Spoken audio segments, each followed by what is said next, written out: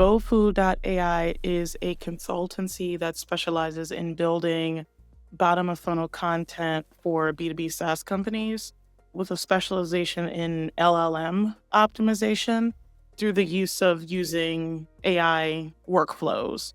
I know that's a mouthful, but essentially I'm building bottom of funnel campaigns for B2B SaaS companies, and I'm using AI workflows to assist in doing that.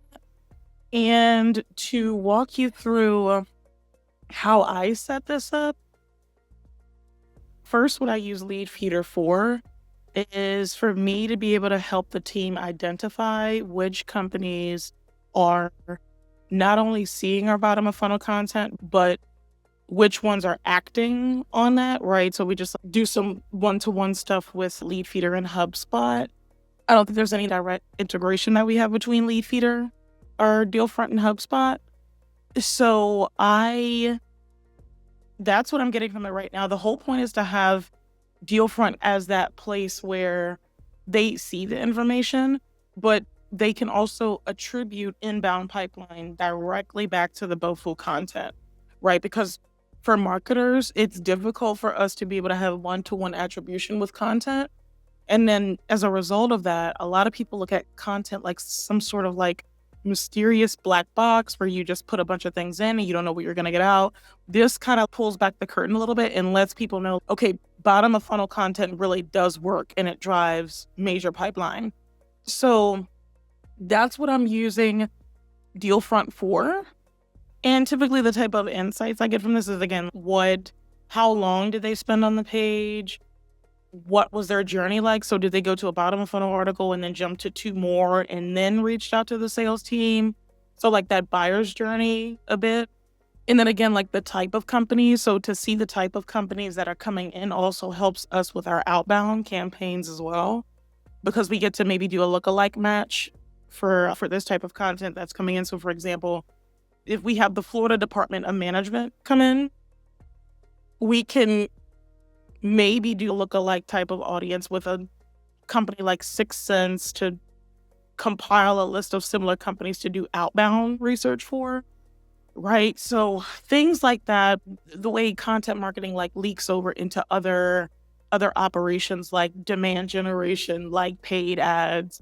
Again, if we find that one of these are working really well, or in this case, a lot of them are working well, what we'll do is run paid ads to this as well, and it'll drive in more inbound leads. So again, the biggest benefit I think that Leadfeeder gives to me is for me to be able to like attribute inbound leads to bottom of funnel content. Not only does it help us understand the type of companies that are coming in, so we could then take that information and like repurpose it for other functions, but it just helps me make a good business case, right? So if I wanted to go to another company and say, hey, I've been working with Sound Thinking for 2 years and we've been able to drive X amount of business. Here are the type of companies we get. It just helps you get very granular. I think that's like the biggest benefit for me as a marketer, as a consultant as well. So to show you, I don't have a super intricate process for like how I create this, but basically, again, I'll separate things out by content, especially if the SaaS company is horizontal. I'll separate it out by product so we can understand which product is driving what. I'll create a custom feed and name it whatever. Or if I want to say like the BOFU feed, since this is what I focus on. And what I'll do is add a new filter.